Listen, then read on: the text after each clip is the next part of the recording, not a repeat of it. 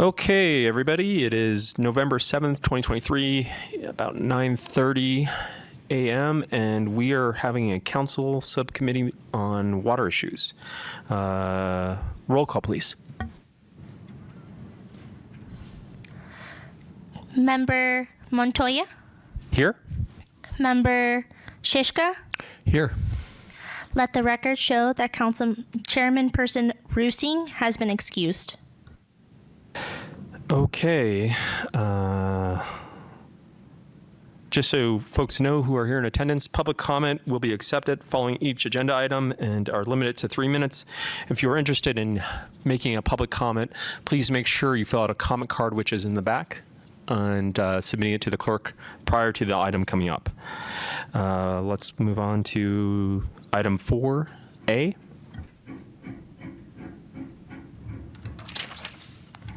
Approval of the October 3rd, 2023 Water Issue Subcommittee meeting minutes. I move approval. Second. We have a motion and a second. We're going to vote now.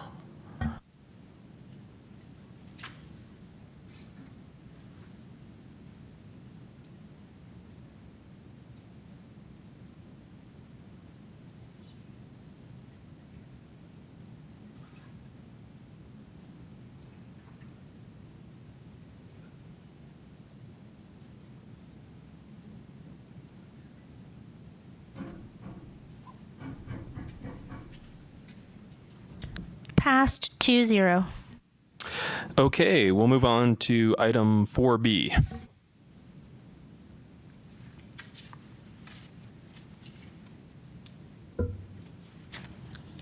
Presentation and discussion regarding the 2022 water management policy, current residential and non-residential water budget, overview for July 1st, 2023 through October 18th, 2023. Good morning, Water Issues Subcommittee. I'm Brian Reese with the City of Prescott Public Works Department. And indeed, today I have an update for you on the residential and non-residential water budget per current water policy. Per the 2022 water policy, numbers 11 through 13, they established a semi-annual budget for residential and non-residential use. That budget was established for July 1st, 2023 through December 31st, 2023 at 25 acre-feet annually for residential and 25 acre-feet annually for non-residential. So, between the dates of July 1st, 2023 and October 18th, 2023, there was a total of 6 residential projects approved. 5 of those projects were administratively approved as they did not exceed the threshold to come to the WIS committee. And 1 project exceeded the administrative approval level and was approved by this subcommittee and by council. So the total for the residential budget for this period at this point is, let me see if I can find it here. I'm sorry, it's not wrote it down. Oh, so it's right up here on the screen. So total approved for that period is 2.7 acre-feet annually, which gives it a remaining budget for the rest of this period of 22.3 acre-feet annually.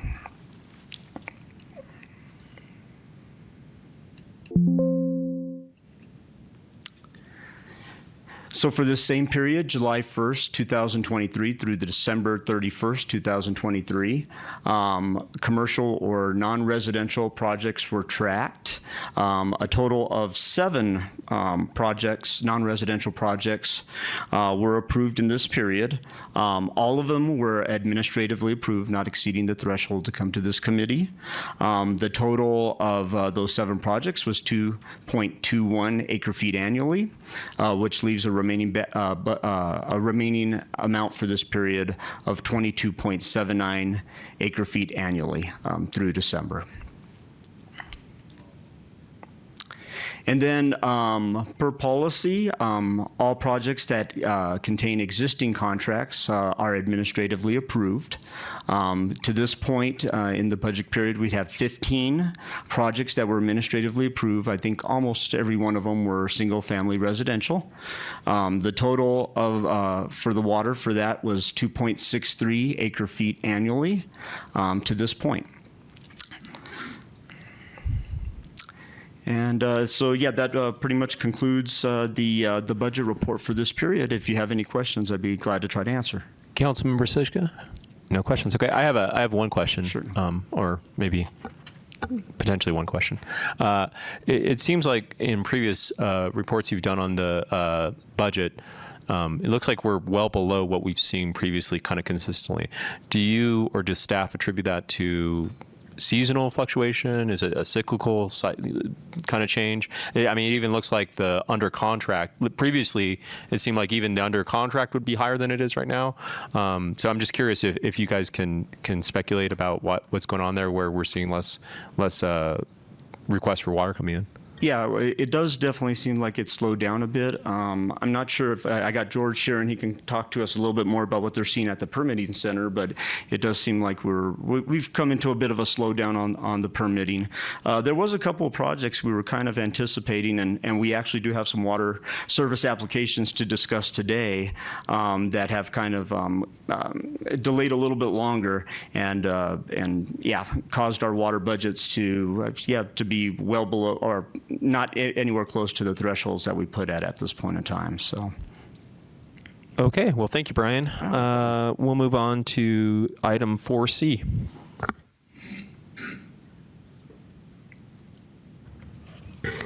WSA 23-036, a water service application submitted by Sport Hotel Development, LLC, on behalf of owner Espire AZ, LLC. Location APN 103-20-598J, comprising 9.97 acres in T14N, 301W, Section 31, Southwest 1/4. Okay, hello again, and we do have a water service application 23-036. We're calling it Espire Sport Hotel for your consideration today. So this project is located at the Gateway Mall. It's located in the parking lot just east of the former Sears building, which is now occupied by Espire Sports. The hotel will consist of 107 to 110 rooms and will be included in that parking lot area. Kind of come in with a blow-up area right here, encompassing this area.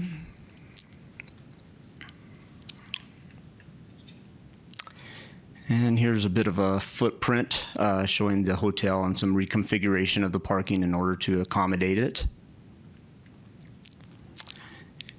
General site plan for the hotel and room configuration. Brian, can I ask you a question real quick? Yes. So is this just going over an existing parking area then? Mm-hmm. So there's no existing demand analysis for water? Correct. Okay. Just want to make sure I was looking at that right. Thank you. Yes. And just some photos of the proposed or the conceptual lobby area. It is a standard footprint, I think, for the hotel company or the developer that builds this hotel. Rooms, and architectural rendering, and some basic information about the hotel, room sizes. No real conference center in this hotel, a couple of very small conference rooms, but it's not a conference center type hotel at this point. More just a standard hotel for the guests of the Espire Sports and whoever else may be staying there. So for this water service application, a demand analysis was completed by the applicant. They provided 3 years of water billing for a comparable hotel that was built for the area. From that, From that water billing, we created a multiplier, annual yearly multiplier per room, and multiplied it by the number of rooms to come up with a demand estimate of about 11.44 acre feet per year. That number was also evaluated. We looked at our GES standards and kind of compared it to how that would come out, and this number was higher, so we used that as a conservative estimate. Per policy, the water service application first needs to have a site and zoning approval, or a zoning and planning and zoning commission approval. That approval was received on September 28th, 2023. And so remaining water for the budget at this period, at this point in time, is 22.79 acre feet. So if this project was approved, we would have a remaining budget for till the end of the year of 11.35 acre feet. So I think that is about all the information I have on this at this point in time. If you have any questions, glad to answer them for you. Okay, I'm not seeing any questions from Councilmember Sitka. I have a question, Brian, a little bit about what you spoke to about the process for adjusting the anticipated water usage. Okay. And so when you say the applicant provided 3 years worth of water usage statements, were those from another facility? Because there's not another hotel that they have that they're doing this with, or I just, can you speak to that a little bit more? Yeah, my understanding is that they had a comparable hotel here in the state, assuming probably down south in the Phoenix area. So they provided the billing records for that hotel for us to analyze for this one. So a very similar hotel, but we went ahead and did a multiplier based on the number of rooms of the hotel that they gave us per this one. And I would assume that hotel is a relatively newer built hotel, the one that they had. I mean, if it's 3 years, because my understanding with using the worm tool is that the idea is that we're looking at previous data from here, but that might not always be accurate as it relates to upgraded water fixtures that might be a bit more efficient. Yeah, that's very true, and we've have kind of a hierarchy. If there's existing billing record that the applicant can show for a similar project, we kind of consider that as the highest grade of information available, and then we'll move down. If we have warm information, the one thing about the warm information is we have to have at least 5 years so that it actually starts tracking actual billing data. So if we have that information, then we can go ahead and start pulling from warm data comparable hotels, restaurants, to try to use for that. And then third grade is we'll use our GES standards and use those standard multipliers and try to create a demand analysis based on that. So with the 3-year record, we feel it's probably the most accurate compared to our other sources at this point. Good to know. I appreciate that information. No problem. All right. I guess we need a motion on this.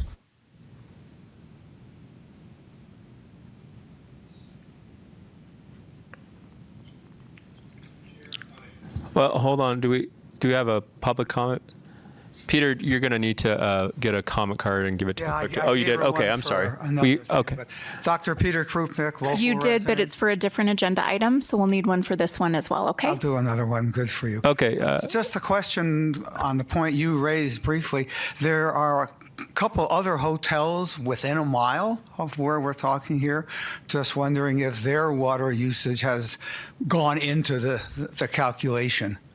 No, at this point, we would just use the 3-year average that was provided for a comparable hotel on this one. So it hasn't gone into this particular demand calculation. We did back check it against our GES standards and what we would normally use for that.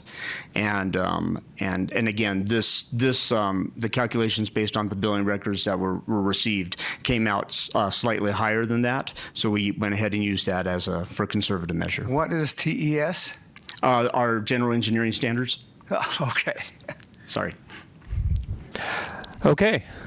No other public comment, I don't think. So I'll take your motion, Steve, if you got it. Chairman, I move to recommend forwarding WSA 23-036 to council for approval. Second. We'll motion and a second, and we'll vote.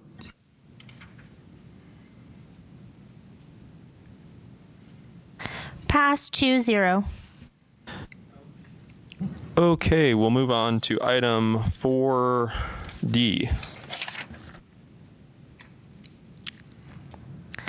WSA 23-040, a water service application submitted by Michael Taylor Architect on behalf of owner Lakeview Plaza LLC, location APN 106-20-509, comprising 1.01 acres in T14N R02 W West Section 15, Northwest 1/4.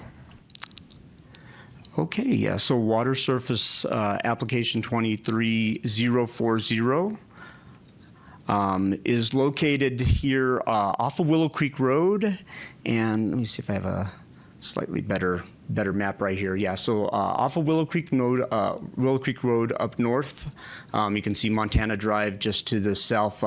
North is pointed to the right on this map. Sorry about that. Or to your right.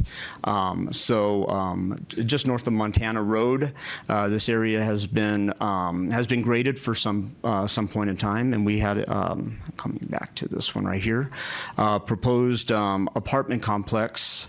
90 units in total on it, and coming in for a water surface application.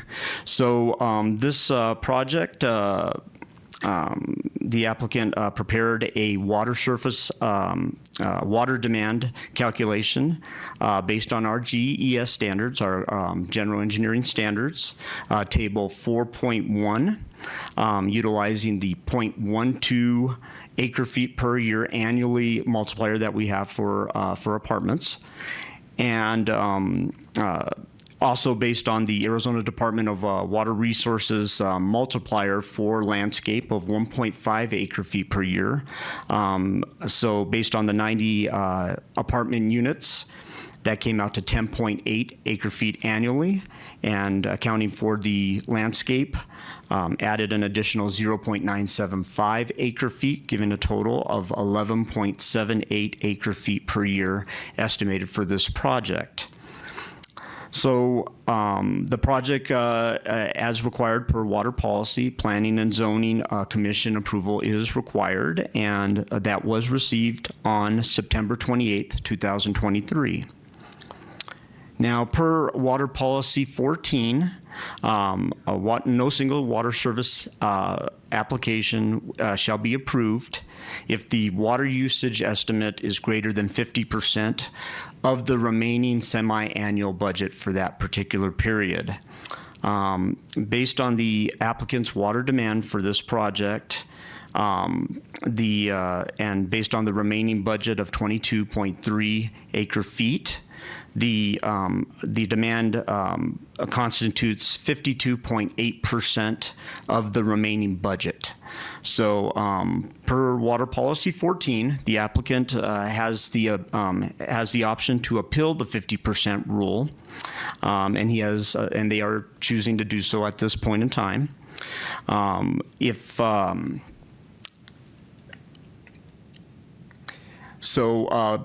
Basic information, a water usage demand estimate of 11.78 acre feet, remaining water of 22.3 in the budget.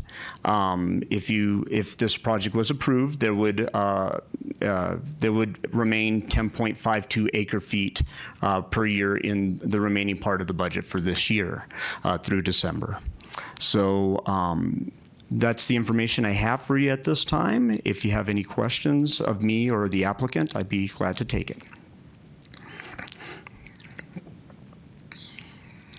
Councilmember Sishka, you got any questions over there? Yeah, I have this confused dog look on my face. I'm wondering if did we already correct and correct me if I'm wrong, but I thought that when you went for a variance and the variance was approved, that the water wouldn't come out of the current budget. Went for a variance? Okay. You are correct. You are correct. Per water policy, it would not come out of the budget. So technically, yes, you are definitely correct. So this is more or less for informational that in our budget at this point in time, yeah, it constitutes. I guess when I was putting this together, trying to give you information on what would be later available, but you're exactly correct. It would not adjust the budget. I appreciate that, Brian. I think it's kind of crazy to not take it out of something. We're just kind of leaving it in the ether net, so to speak, Right. And so, But you're I think exactly right. That's That's our something that policy. you need to correct in the water policy. Well noted. Thank you, sir. Yeah. Well, I have a few questions, if I may, I guess. Brian, my one question, I guess, is can you speak to the demand? You said, my understanding from the beginning part of the presentation is you said the applicant provided the demand analysis. What was their process for doing that? Was it just merely how many units they have and what our standard is for landscaping? And I take it there's no sort of pool associated with this property at all or anything like that? There was no pool associated with it, so yeah, it was not part of the demand analysis. And the assumption is that there's drought-tolerant plants in the landscaping as well? Yeah, that the plants will meet our code requirements at this point in time and work within the ADWR list. Yes. I'm going to That's how we pulled the multiplier. Yeah. I'm going to channel Councilmember Roosing here for a moment and ask: Is there any sub-metering that's considered here for this property? I'm seeing a nod. Do you want to come up and talk to that? Hi, Michael Taylor for the owner. First off, let me comment on what Member Shiska said. In our Water Policy Review Committee, we have actually addressed that very thing, that when you grant an appeal, it should come out of the budget in some form. So that is being addressed, or we're going to make that recommendation to council at some point. As far as sub-metering, I guess we are going to sub-meter, I would imagine, building by building, so that we have water use for each of the buildings, probably not each individual unit. Okay, no, I mean, I think the idea behind it is that you have a little bit greater idea of water usage and conservation with it and associated with it. And I know that when we approved the smarter meter technology, the idea is that we can track down leaks a little bit easier. So any improvement to segment out water usage is going to be to the benefit of not just the water users, but also the owners of the property. Absolutely. So that's good. Also, I wanted to clarify one thing. In the agenda, it says 1.01 acres. That is merely one of the parcels. There are actually 3 or 4 parcels for a total of about 3 acres for this parcel, for this project. Got it. I appreciate that clarity. Oh, thank you. Any other questions, Councilmember Sichka? No, sir. Okay, I'll entertain a motion. I move to recommend forwarding WSA 23-040 to council for approval. Second. We have a motion and a second, and we'll vote here.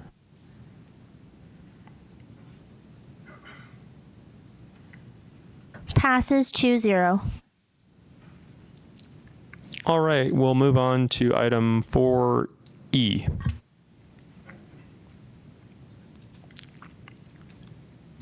Approval of city contract number 2005-2944A1, an extension of water service agreement. Okay, so for what we have here for you today is TC Development had a previous city contract number 2005-294A1. And this water agreement was for a development called Sterling Ridge Subdivision. A little bit of history on this water service agreement is that back in December 13th of 2005, the council approved water service agreement for this subdivision. The original water service agreement was for a 32-lot subdivision, and I probably should just start off by showing you where it's at. Here's a vicinity map kind of showing the broader area of the subdivision right here. So just north of Tamarack, just south of Delano, and to the very, very right of your screen, north orientated up this time, to the very, very right of your screen, you can see SR 89 and Rosser Road just coming right off it, just south, and then tailing south of the project. So there's and then this is more of a blow-up area of the remaining portions of the site. So back in 2005, 32 lots were approved for this subdivision, and then that water service agreement was based off a unit allocation, if you will, of 0.35 acre feet per year. That's what we were using at the time. The contract was amended in January 8th of 2019, and that was under contract 2005-294A1 of First Amendment for this contract. And in that, they reduced the total lot count from 32 to 29. And furthermore, with the amended contract, the water service agreement was adjusted to use the 0.25 acre feet annually per unit allocation. So that reduced that demand that previously stood at 11.2 acre feet for the entire subdivision down to 7.25 acre feet for the subdivision. So then in between that time, they built what was called Unit 1 was built out. I believe those 14 houses lots were constructed on it. And what you're seeing here at this point in time is the remaining 15 lots for that subdivision. So with that amendment number 1, there was an expiration date associated with that water service application, and that expiration date was December 31st, 2023. So at this point, the applicant or the developer has requested that they would like to have an extension on this water service application into the future. A 3-year extension has been requested at this point in time. So if we were to do that, we would write up an amendment for approval by the council. Based on our current water policy, we utilize a 0.17 unit per acre foot multiplier per our worm. And that would reduce the water usage for the development to 4.93 acre feet from the current 7.25 acre feet. So I believe that's the basic information that we have on this. So 32 acre lot, or 32 lots in total originally, 15 remaining at this point in time to be constructed. And Second Amendment would reduce to 4.93 acre feet per current policy. Councilmember Siska. Thanks, Brandon. Brian, is there a limitation on how many extensions a development can have? Not that I've seen in our current policy. No, there isn't. It's totally up to this subcommittee and to council. Thank you. Yeah.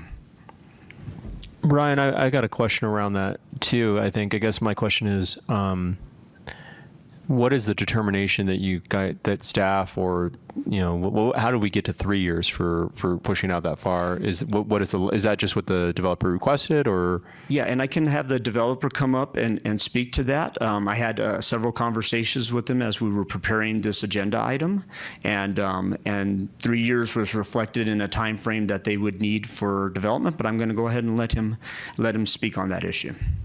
Mike Crimmins for TC Development, and that is correct. It was just if you can speak directly into that microphone. Sorry, otherwise they won't be able to hear you watching it. Mike Crimmins for the owner, TC Development. The 3 years is just a reasonable request as opposed to an arbitrary number that we thought we could wait for the economy and some of the problems that we've had. And the reason why we didn't develop phase 2 and is the reason why we requested that. It's just what I would consider a reasonable number. And it's a first extension, by the way. Okay. So, And can I ask you a question? Sure. Do you foresee that 3 years will be enough time for you to either kind of adequately move forward, or maybe decide that you can't move forward? Essentially, I mean, that's a great question. Our intention is to develop it. And what we ran into was probably the problems you guys have heard before with the economy and increase of prices and things like that. So 3 years is a guess, to be honest with you. But we would like to develop it, and things are actually coming back right now pretty good as far as pricing is concerned and supplies are concerned. And then we just ran up against this time clock of it expiring. okay. I think.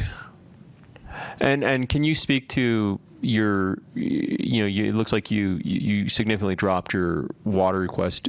Can you speak to that a little bit more? What drove that? Does it just seem more feasible to develop it with less units? Is that kind of your calculation? The water request that was dropped previously? Yeah. Is that what you're Well, it talking looks about? like It's just a calculation. If I could speak to that. Sure, go ahead. Those were numbers that we put together as staff based on current water policy, utilizing the 0.17 acre foot that we're utilizing at this point in time as a recommendation of what that new water service agreement would look like. Also, we looked back at the existing 14 lots that were constructed, and we pulled some billing records to see what they were using, and they were using slightly below the 0.17 acre foot average. So that kind of moved right in line with using the new 0.17 acre feet to establish a new demand and a new commitment that the city would make to this development in the water service agreement. Thank you, Brian. I appreciate the clarity there. I'll say I have more questions, but I think that probably this needs to go forward to council to have a more robust discussion about it. And I think there's, since we have a member of the mayor's ad hoc water advisory committee here, two, I forgot. I would say that this is another example of something that when we structured the water policy that we didn't contemplate probably as well as we could have. And I would certainly love, and I see Leslie in the back, I know she's the staff person for that water committee as well.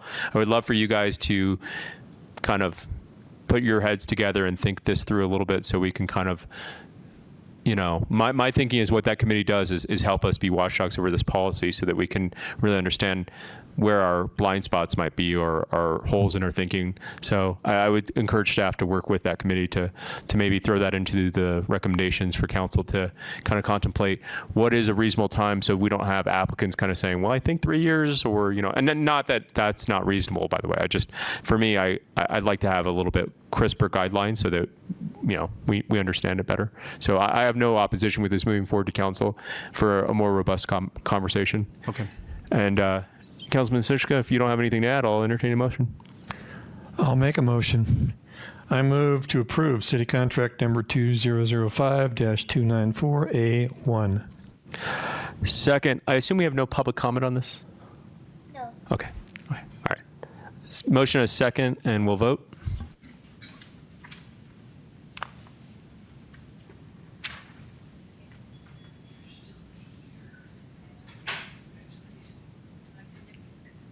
Passes 2-0. All right, we'll move on to item 4F.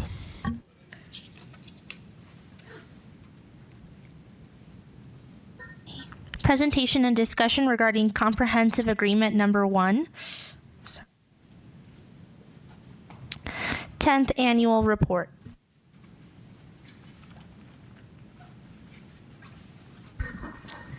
Good morning, Subcommittee. Leslie Grazer, Public Works, Water Resource Project Manager. Now that you have the business done, we'll talk some fun comprehensive agreement number 1 items. This is an item that your committee has wanted, or subcommittee, I guess I should say, has wanted to have regular updates on, and we have a product that's ready. So I'll walk you through it. fairly quickly. So this report will be available on the city's website probably by the end of the week if you'd like to look at it in its entirety. What we do through this committee, of course, it's a partnership. I'll just repeat this for if it's new to somebody. It's a partnership among Prescott Valley, and the Salt River Project. Part of our agreement says we'll produce an annual report each year, and so we base it on the fiscal year. For us, that's July 1, of course, through June 30th. So this report includes all the pieces you would expect. First, we'll look at the financial summary. As you can see, it's broken down into two funds, one for monitoring and one for modeling. This past year, most of the activity was on the monitoring, and you can probably understand why. We were working through some contract negotiations on the modeling side, and that needed to restart again. And so it has. And let's see, overall, that's what's not shown on this graphic is the funding, total funding. So about $600,000 remains available for this project. Looking at the next Leslie, can I ask you a question real quick? Yes, sir. I assume these costs are being split per the agreement. Is that correct? Absolutely. We are the fiduciary for this project, so everyone has already paid in all their monies. That was as of fiscal year 19, so now we're working with the fund itself, and everybody has paid in for it. So unless there's a reason why something shouldn't be split three ways, it is split three ways. Thank you. Yes, sir. Okay, so let me take you through the monitoring portion real quick. You'll see this in the report itself. There'll be some stream flow monitoring, groundwater level monitoring, weather monitoring, and a crop survey. I've actually ordered these a little bit differently than that in this report because I think it makes sense to start with the weather monitoring. So what rain did we get? You'll see on this slide there are different locations for data collection. Up at the top, you'll see a Big Chino Water Ranch green point there. That's a weather station that is, thankfully, the Yavapai County Flood Control worked with us on that, and that is not at a cost to this project. Further downstream, you'll see the Highway 89 Big Chino. So we're going to look at those two real quick. This is the data that's in the report that's being collected by those two agencies. And what you'll see, and I apologize, I don't have a pointer, but the red line is showing the what's the accumulated total precipitation for the year. And you'll see there's not much difference between those two locations, but you'll see when it occurred is different. So if you look at your, actually, let me give you a little more XY coordinate here so you're more comfortable because it is small. The left-hand side of the x-axis, of course, is the date. So July of 22, moving over to June 23 on the right-hand side. So closer to that August timeframe, you can see a huge spike in the left-hand graph, not so prevalent on the other one. And then if you look towards the end of the year, you'll see another huge spike on the right graph, but not on the left. And so that just is normal. Intensities happen in different locations. So these are important because that gives us kind of the top and bottom end of this reach of what's happening. Leslie, can I ask you a question about yes, that graph? Sir. How does this look as a pattern versus what we've seen historically? Can you speak to that at all, or maybe that's not a question that's fair to ask? You know, I didn't pull the historical. I'd say we're pretty much on average. I mean, year to year, you're going to have some up and down. We have, like 18 inches is kind of the average. So this is a little bit low. But at the same time, we had a real doozy come March where we had a lot of activity on a snowpack year. Thank you. You bet. Okay, so this is actual video that's taken. This is part of the project. It's designed to measure flows. Well, let me see if I can describe this for you. This is equipment that's part of our ephemeral stream flow monitoring contract through SRP. SRP has put this in. It's known as the low flow gauge or Campbell Ranch. We have several names for it. Headwater gauge. And so it was originally set up to measure 60 CFS. So that's like, 60 I should use basketballs, 60 basketballs going by per second. In 2004, it survived about 18,700 CFS going by it. But this storm basically damaged a lot of the equipment and the sidewalls of this channel. The happiness at the end is there are people back in this picture. But if you watch where that, basically the cube is, that box, you saw that go underwater several times, and that's not how a low flow gauge works. So if we look downstream from there, we also have the Paulden gauge, and that's been operated by USGS since the 60s. That last wave you saw go by that equipment was about 14,300 CFS. That's a lot. So we think as part of our contract, this is imagery we get as well as data collection. Oops, I started that. I was going to go to the next slide, but we'll just let you run through it one more time. You can see this is going from at the bottom, late February through March. And if you recall, late March was when we had a large storm and everybody was making releases off their reservoirs.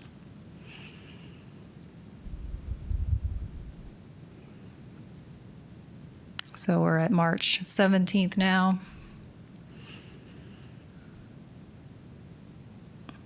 And the wave just came through. Leslie, can I ask you a question? You mentioned the cube going underwater there, the gauge. Like, is there any damage to it, or is it? There is damage. So part of your monitoring costs that you saw in an earlier slide, those were higher than we've had in the past. So it wasn't just that piece of equipment, but other ones associated with the SRP contract that's helping us with ephemeral stream flows. Okay, moving along, unless there's any questions. So ground, let me make sure I have this. Okay. So water level monitoring, why is this important? All these pieces are feeding into this groundwater flow model. So with these pieces of equipment, we had lags in those contracts, and of course, we went into a pandemic. So our modeling team has been, I think, pretty phenomenal, even though we've had starts and stops. But looking at this, water levels are important because they're targets in your modeling. So 5 points were added to this area, and you'll see them as the MW4 series. And then in particular, if you look at MW4D is the next chart we're going to look at. So as a reference to everybody, these were solely drilled for monitoring purposes. These are not pumping wells. I know that there's been confusion about that. Okay, so this is what 4D looked like. This is just one of the many targets that we have that are data points. This was drilled back in 2018. You might recall we had a drilling contract with Yellow Jacket, and they completed all of these. This well was also used for aquifer testing, so we have data on this as well. The static water level at the time of drilling was 281 feet below land surface, and you can see that's remained about the same over the years. So it's just kind of watching what's happening in that headwater area. Crop surveys. Okay, so these have been going on for quite some time. And let me give you just a quick read on this so we don't have to dance around what a crop survey is. So what happens, this is done through the United States Geological Survey. There's a contract with the Arizona Department of Water Resources, and they go in rotation.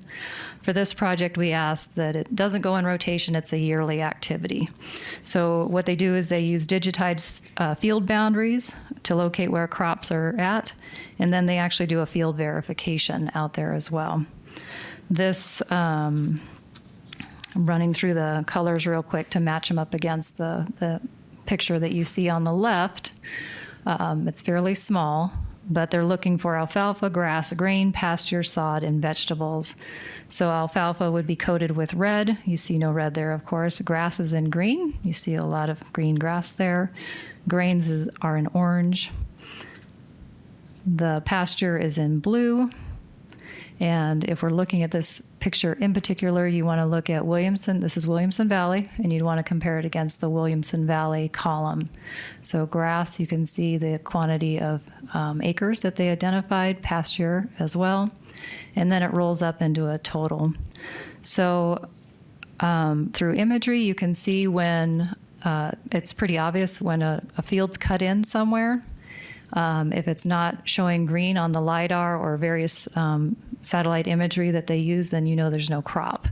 But they take the time to go out and verify. So the gray that you see is where there are known fields but no crop. So why is this important? Because this helps drive the pumping side. So what kind of pumping are we expecting to place into this groundwater flow model historically, currently, and then how do we project into the future what we might see happen? Okay, and this, I believe, is your last slide. So this takes you to the modeling. So you've been provided updates along the way. I think I was last here October or maybe September related to this project. Where we stand now is we have certain milestones that need to be hit. You can see in the middle column, there was a recharge framework milestone that was on time and complete. Another milestone for the table of contents, which was kind of riding by itself a little bit. So it didn't have a firm timeline, but it is complete. The next one, we went through additional model framework, and I shared this with you last time, what that meant. So I don't want to belabor that at all. That was on time and complete. And so last week, October 24th, we received part of the modeling files for parameter estimation. We went through this a little bit the last time I was up, and we're working through that right now and have till December 8th to make sure that's complete and on time. From there, we'll move into the report review and then a final draft report. So that's what our futures, our current and futures are looking like. So if you have any questions, I'm happy to answer them. If you would like to see the report in its entirety, we can either make copies or you're welcome to go online. And I'm happy to answer any questions now or as you look at it later, if you have so much time to do so. Thank you, Leslie. I think Councilman Sishka has a question. Yes, sir. Yes, thank you. Go back a couple of slides, Leslie. Sure. This one? One more. Yeah. From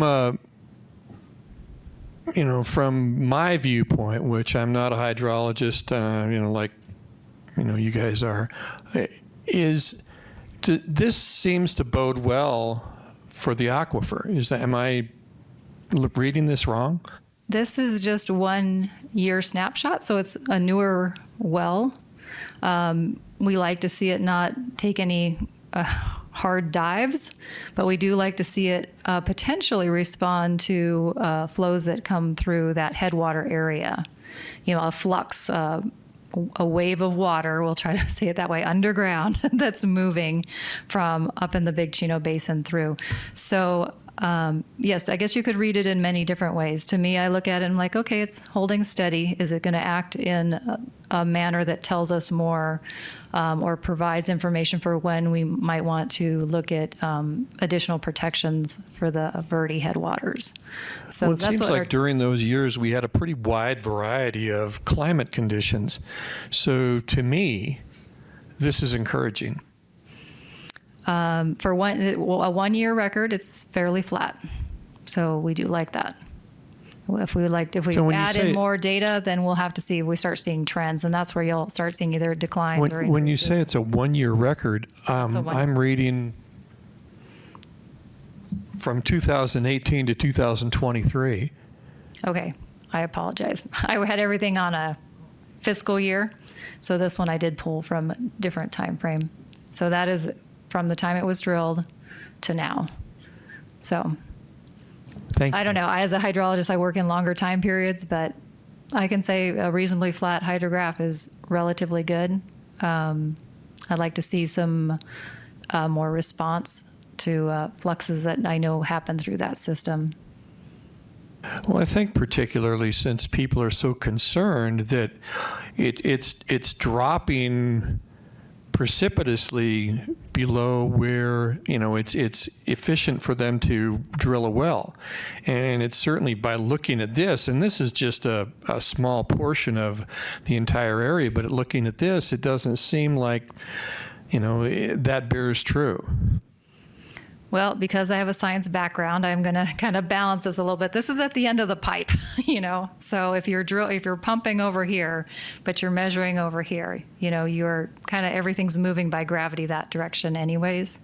So until the other partners and the city talk about this some more, I hesitate, but I want to give you a little bit of a balance.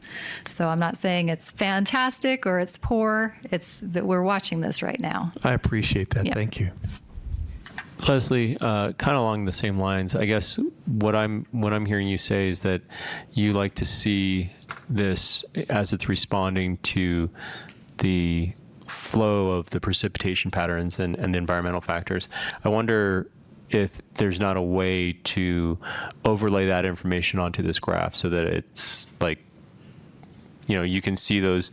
I mean, and I understand that maybe on this timeline of 4 years, it's a little harder to do that. But I'm just curious if that might be useful data for us to see visually to understand, because I tend to agree that this flat seems better than I would have expected. I don't know that it's necessarily, cause for celebration and popping champagne. But I also think that what would be interesting to see is if there are precipitation, events that seem sizable in terms of how we're measuring them, and we don't see a response to this, that would give me questions. I would be curious about that. That's where the scientific mind comes in. And this, I have to recall, this is one data point. So when we put all these wells together and we apply pumping and we put in the recharge and all those things, that's why you have a model. Right. Because one data point doesn't always tell the story unless you only want the information for that one point. Right. So we're looking at an entire subbasin and effects on a headwaters of a river. So. And I guess my question too would be, what is it? I assume it was for the brevity of this presentation. You just pulled one out to show us. Yeah, I know that there's only so much data everybody can take before I see heads hit the tables here. Fair enough. For what it's worth, I would love to see the full copy of the report if you guys can provide it to me. I had another question about the farming or the crop pattern slide. Yeah. Do we have, I assume we're keeping historical information on this as well throughout the course of these reports. Yes. And I don't know if you can answer this question, so if you can, that's okay. But are we seeing the level of crop planting? Is it staying level in terms of that, or is it across all these different areas that we're measuring? Are we seeing increasing planting? Are we seeing a decrease? Are we seeing it stay level? Can you speak to that at all? I'd say generally a decrease because this is data that the USGS has been collecting for quite some time, and it's in a yearly rotation to have this done. But we were a little bit surprised, and that's why I pulled the Williamson Valley one. I could have easily pulled the one from the Big Chino Water Ranch. And of course, that's been fallow for quite a while. So once the Hausers moved off from that property, it's been sitting quiet and has not been in use. So that one didn't have much color to show you. So that would be by area, you'd look at for decreases. Williamson Valley was interesting because several people were picking up in our modeling team was just like, there's a whole lot of new wells up in Williamson Valley. What's going on? And so we're seeing a lot of ranchettes, people coming in, putting in pasture for their horse. It's a exciting time. They What moved is a here and ranchette? Can you give me better context about? Is that like it's not a ranch. It's not quite a ranch, but it's a mini ranch. It's what people who can buy a larger piece of property with like a horse or two want to put down some pasture for the horse. Got it. Maybe just want to look out at green versus some of our native shrubs.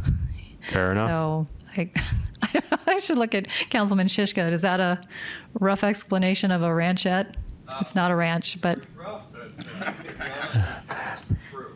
Okay, So- new term for me. I learned something that this is my new thing that you've edified. They me might today have, with it ranchette. might be 2 to 5 acres. If it's out in the county, there's RE2, 2-acre minimum. I think about when it's funny because my grandparents owned a property out in Skull Valley and they called it the Rocking Horse Ranch, and it was like 2.5, maybe 5 acres, and it was not a working ranch by any stretch of the imagination. But my Right. grandfather read a lot of Louis L'Amour novels and really enjoyed the idea of a ranch lifestyle. So Okay, I think that's a fair picture.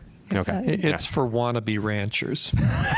Which Tom Carney, may rest in peace, was certainly in that vein.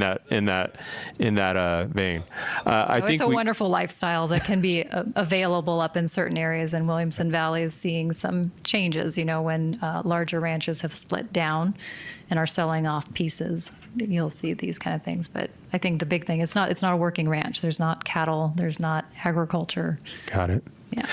Any other questions, Steve? I think we have public comment on this one. Dr. Krupnik, if you want to come up. Yes, we do. Thank you, Chairman Montoya. Coming back to Councilman Shiska's comment, can you comment on the sale of feed going with all the ranchettes coming through? Is that holding steady, increasing, decreasing?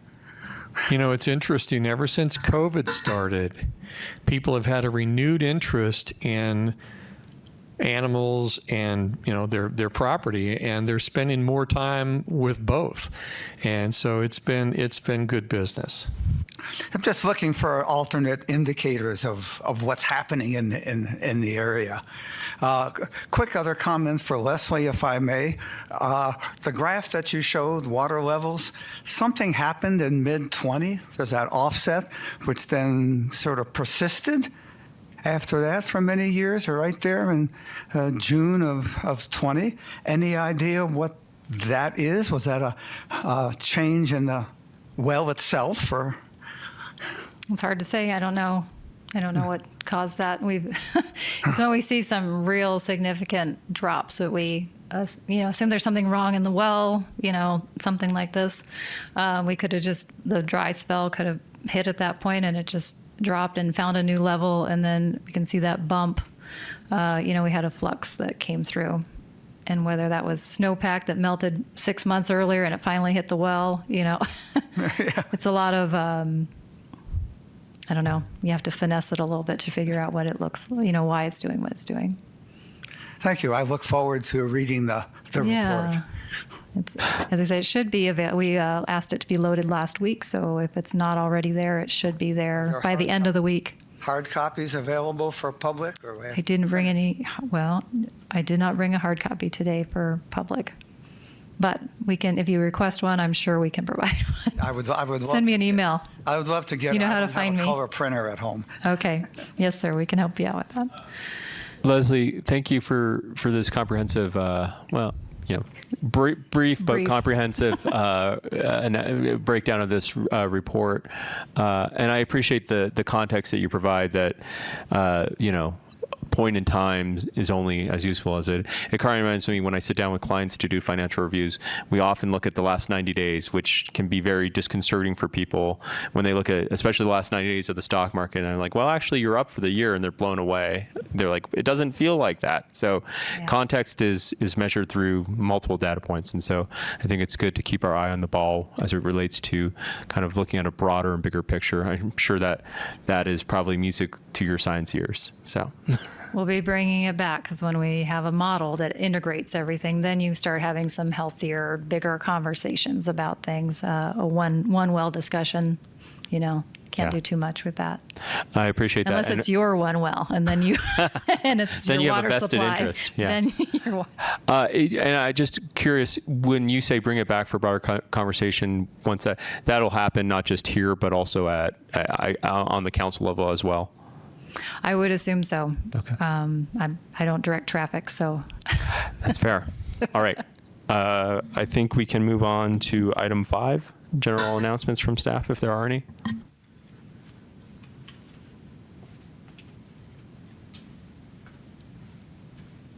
I don't have anything prepared for you today, but I did want to discuss a little bit. We did our non-residential and residential budget, and Mayor Pro Tem, you've had questions in the past. You've asked us about what are we kind of what are we subtracting that from? What does it really mean in terms of the context of our overall water portfolio. And I just wanted to give you a real brief of what we're doing right now and how we're trying to achieve that. So you probably recall that in the water policy at this point in time, there was a number, which plus or minus 1,900 acre feet, that was calculated through a means of taking a previous DNO and subtracting out some of the water that was utilized up from that time that it was put together. So we started off with that number to see if we could find some validity to using that and maybe subtracting off what's happened since, from when that policy was established till at this point in time. And that was creating a lot of additional problems in that. Maybe the methodology with that, to be perfectly honest, was probably not the best to start off with. When you say the methodology, Brian, you mean the methodology for establishing that number in the first place? Exactly. Okay. Exactly. That's really what I'm seeing when looking into it and digging into it, is that the methodology starting off and kind of utilizing a previous DNO as a baseline and kind of using a new DNO and saying maybe the difference between those numbers, we can somehow utilize this as water that we have available for development, has a lot of moving parts in it. Way too many moving parts that to feel confident that that's a good number that you can just start subtracting from. So with our water policy update, the mayor's ad hoc committee, we call it, we were looking at starting off with something like that, but we've at this point we've gone away from that method whatsoever.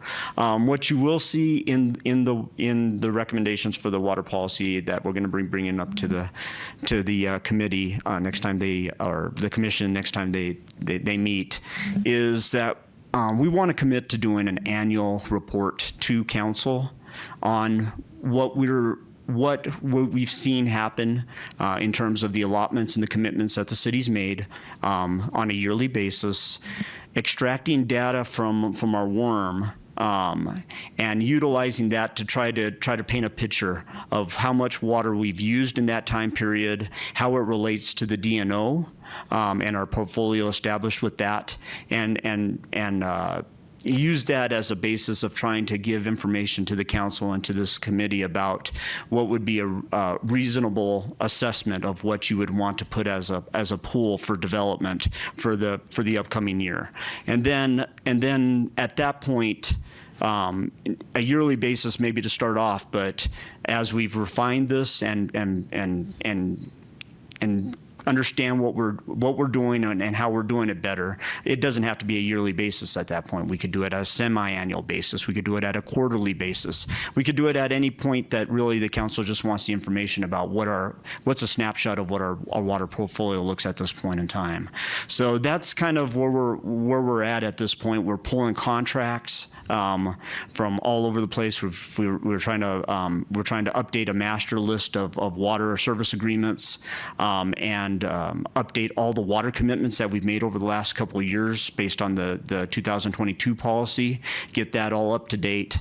At that point in time, then we're going to meet with our worm consultant, Herb Dishlip, and one of the other significant things is that we've integrated our IT department recently. They've got together with Herb for the first time, and they've worked with him in updating the worm with the yearly billing records so that they could start to see what's going on. So that gives me another person that I've asked, like for some of the big contracts that we have. I'm on one end, I'm using spreadsheets and I'm gathering all the water allocations or all the lots and plats that have happened, and then at the same time we're looking at the worm. What is the worm saying in terms of water usage for this compared to just doing this direct math, and so that we can see how they relate. If there's differences, how we can are they differences that have reason reasons for them, or is it differences because we're just not updating the worm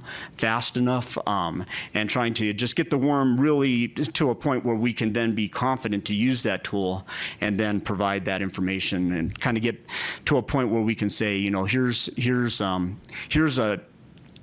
allocation per our DNO. Here's what we've used in a year, and you know, here's water.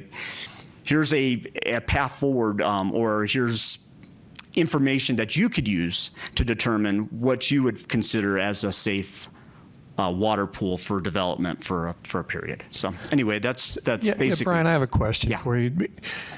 Do you think that, you know, we've talked a lot about the worm and about looking as far out as we can see with as many contracts as we have and coming up with a number, and then we say, well, we're still this much below our DNO. And I'm just going to here. I think we might have gone a little bit beyond the scope of a general announcement here. This might be an actual topic that we would want to agendize. Sure. If the public want to jump in. So, I mean, that's kind of an issue with some general announcements. It should be the announcements of what's coming up rather than a topic that I think the public might be interested in. No, that sounds great. Thank you, Chris. I appreciate that.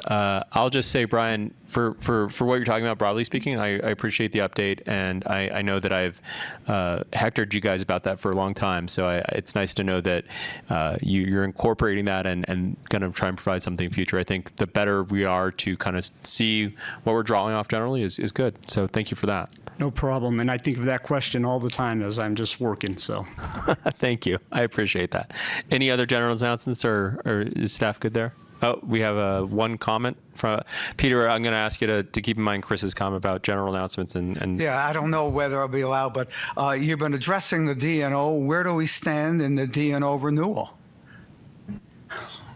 And again, I think that was kind of the point of my statement is we don't want to get this to something goes beyond what a general announcement would be. I mean, that's going to be something that can be agendized in a future thing. And so, so. Okay, and maybe it's more appropriate to bring that to the Policy Review Committee. We could maybe talk about it there. Peter, just to add a coincidence, one of the topic points we were thinking about agendizing for next meeting was kind of an update on the DNO. So more to come. Make sure you come back next month. Well, I'll be here. Thank you. All right, Chair, could I say something? Yeah, please. Yeah, I've been on this committee for 8 years now, and it's been my privilege, and I want to appreciate particularly Leslie for educating me so much over the years and being patient with some of my comments. So thank you very much. And Brian, thank you for your reports. George, thank you for your giving us the situation with development. Thank you so much. I really, really appreciate you guys. Peter, I haven't always liked what you've said, but I've always appreciated it, so thank you very much. And thank you, everyone. It's been a great 8 years. Thank you. Steve, thank you for your service to this committee.